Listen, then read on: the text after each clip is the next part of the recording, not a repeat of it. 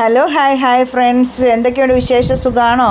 ഞങ്ങൾ സുഖമായിരിക്കുന്നു. ഞാനും ആരണും ഇന്ന് കോട്ടയത്ത് തിരുനക്കരയുടെ അടുത്തുള്ള ഒരു ശ്രുതി എന്ന് പറയുന്ന ഷോപ്പിൽ വയലിൻ്റെ ഒരു സാധനം വാങ്ങിക്കാൻ പോയപ്പോൾ ഞാൻ ആരണോട് ചോദിച്ചു, ഇന്ന് വല്ലതും വേണോടാന്ന്. അപ്പം പറഞ്ഞാൽ ഇന്നും കൂടെ അല്ലേ അവധിയുള്ളൂ, അപ്പോൾ എന്നാൽ ഇന്നൊന്ന് കയറിയേക്കാമെന്ന് പറഞ്ഞപ്പോൾ ഒരു 1:30 ഞങ്ങൾ കഴിച്ചിട്ടുമില്ലായിരുന്നു. അപ്പം ഞാൻ ചോദിച്ചു എവിടെയാണ് കയറേണ്ടത്. അപ്പം പറഞ്ഞു കഴിഞ്ഞ ദിവസം ഞാൻ കാണിച്ചില്ലേ ഖർഗീൻ എന്നും പറഞ്ഞു, ഇതുണ്ട് ഖർഗീൻ.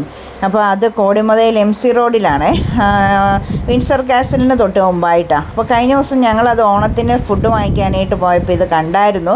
മഹാബലി അവരുടെ വാതുക്കേൻ ഇങ്ങനെ കൊട്ടിക്കൊണ്ടൊക്കെ നിൽക്കുന്നുണ്ട്. അപ്പോൾ ഞങ്ങൾ മാവേലിയുടെയും പുലിയുടെയൊക്കെ ഫോട്ടോ എടുത്തില്ല, വീഡിയോയിൽ കണ്ടായിരുന്നില്ല. അപ്പോൾ അത് ഞങ്ങൾ അന്നേരം മോൻ എന്നോട് പറഞ്ഞത് ഭയങ്കര റെസ്റ്റോറൻ്റ് അമ്മ, എൻ്റെ ടീച്ചർ പറഞ്ഞിട്ടുണ്ട് ഇവിടെ കയറണമെന്ന് പറഞ്ഞിട്ടുണ്ട്. അപ്പം അങ്ങനെയൊക്കെ എന്നോട് പറഞ്ഞു. അപ്പോൾ ഞാൻ പറഞ്ഞു പിന്നെ ഒരു ദിവസം നമുക്ക് വരാമെന്ന് പറഞ്ഞു. അപ്പോൾ ഇന്ന് മോൻ പറഞ്ഞു എന്നാൽ അങ്ങോട്ട് പോകാമെന്ന് പറഞ്ഞ് ഞങ്ങൾ അങ്ങോട്ട് പോയപ്പം ആണോ, അപ്പോൾ അങ്ങനെ ഞങ്ങൾ ഇന്ന് അവിടെ പോയി. എനിക്ക് തോന്നുന്നു ഏക്കർ കണക്കിന് സ്ഥലത്തിനകത്ത് റെസ്റ്റോറൻ്റ് അല്ല, റിസോർട്ട് പോലെ കേട്ടോ, കുമരകത്തൊക്കെയുള്ള റിസോർട്ട് പോലെ. അപ്പോൾ ഇന്നലെ ഞങ്ങൾക്ക് ഞണ്ട് കറി കിട്ടിയില്ലാത്തതുകൊണ്ടൊരു ഞണ്ട് റോസ്റ്റ് കിട്ടിയില്ലാത്തതുകൊണ്ടൊരു സങ്കടം ഉണ്ടായിരുന്നു. എനിക്ക് ഭയങ്കര ഇഷ്ടമാണ് ഞണ്ട് റോസ്റ്റ്.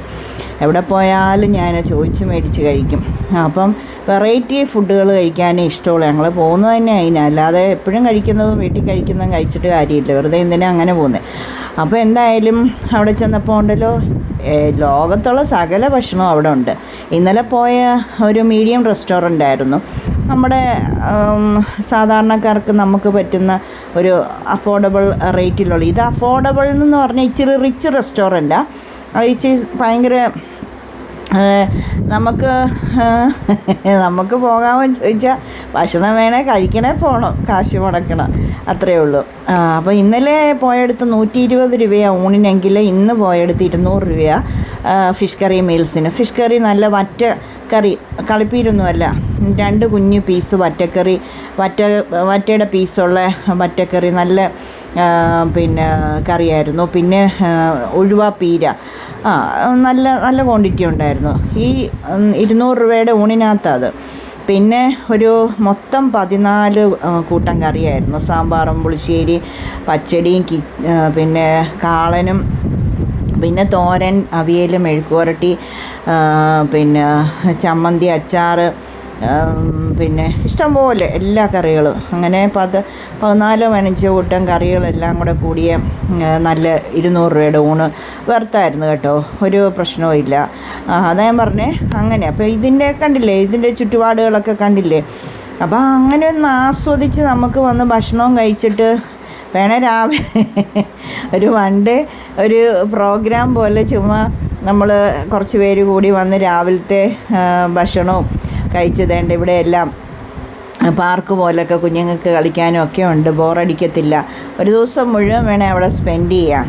താമസിക്കാനൊന്നുമില്ല, ഇങ്ങനെ ഹട്ടുകളൊക്കെ, അത് നമുക്കിത് എൻജോയ് ചെയ്ത് എല്ലാ സമയം സ്പെൻഡ് ചെയ്ത് ഉച്ചയ്ക്കലത്തെയും ഭക്ഷണം കഴിച്ച് പിന്നെ വൈകുന്നേരത്തെയും വൈകിട്ടത്തെയും കഴിഞ്ഞ് വീട്ടിൽ വരാം.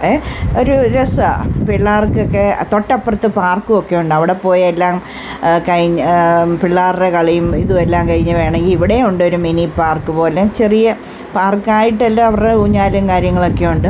അങ്ങനെ എല്ലാം ഒന്ന് സ്പെൻഡ് ചെയ്യാനൊക്കെ നല്ല ഇച്ചിരി നേരം സ്വസ്ഥമായിട്ട് വന്ന് ഈ ഹട്ടിൽ വന്നിട്ട് ഇങ്ങനെ വർത്തമാനം പറയാനും ഒന്ന് റിലാക്സ് ചെയ്യാൻ നല്ല. ഒന്ന് എപ്പോഴും മസിൽ പിടിച്ച് ജീവിക്കുമ്പോഴത്തേക്കിനും നമുക്കൊത്തിരി പിന്നെ ഭയങ്കര ബിസി ജീവിതത്തിനകത്ത് ആയിരിക്കുമ്പം നമുക്ക് നമ്മുടെ ഫാമിലിയായിട്ട് ഹസ്ബൻഡും പിന്നെ വൈഫും കുഞ്ഞുങ്ങളും ഒരുമിച്ച് വന്നിരുന്നൊന്ന് വർത്തമാനമൊക്കെ പറഞ്ഞു 4 നേരവും വേണ്ടെന്നേ, ഒരു ദിവസം ഫുള്ളൊന്നും വേണ്ട, ഒരു വൈകുന്നേരം അങ്ങോട്ട് വന്നിട്ട് കുറച്ച് നേരം വർത്തമാനമൊക്കെ പറഞ്ഞിരുന്ന് പിന്നെ ഫുഡൊക്കെ കഴിച്ച് നമുക്ക് അങ്ങ് പിന്നെ വീട്ടിലോട്ട് പോകാം. അങ്ങനെ പറ്റിയൊരു നല്ല ഇതായിട്ട് എനിക്ക് ഒരുപാട് ഇഷ്ടപ്പെട്ടു. ആരാണ് ഒത്തിരി എൻജോയ് ചെയ്തു.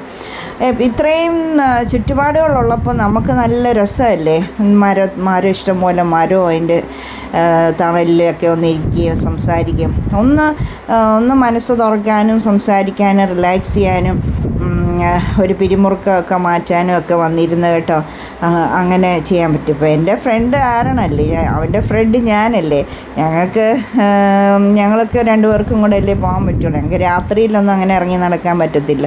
അതുകൊണ്ട് പകലുള്ള സമയങ്ങളിൽ ഇങ്ങനെ ഓട്ടോയിൽ പോയി കഴിച്ചും എനിക്ക് കണ്ടോ അവൻ്റെ സന്തോഷം കണ്ടോ, ഭയങ്കര ഹാപ്പി. അവൻ എന്നെ സന്തോഷിപ്പിക്കാൻ ഭയങ്കര ഇഷ്ടമാണ്, എനിക്ക് അവനെയും സന്തോഷിപ്പിക്കാൻ ഭയങ്കര ഇഷ്ടമാണ്.